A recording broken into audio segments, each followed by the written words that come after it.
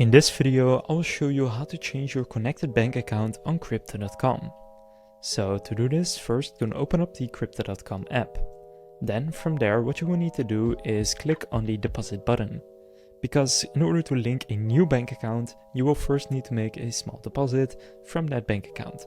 So here you're just going to click on cash and then click on deposit from, and here select a bank transfer.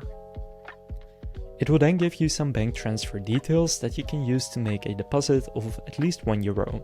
So use these details, go into your bank account and make a transfer, even if it's just for €1, to these details. Now what will happen once you've done that is it will connect that bank account to your Crypto.com account.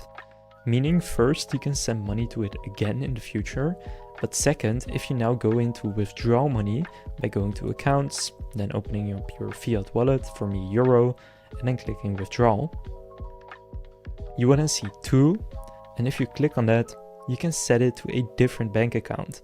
So first I only had the one at the top, now I also have the second one, which I can now select and actually withdraw money to.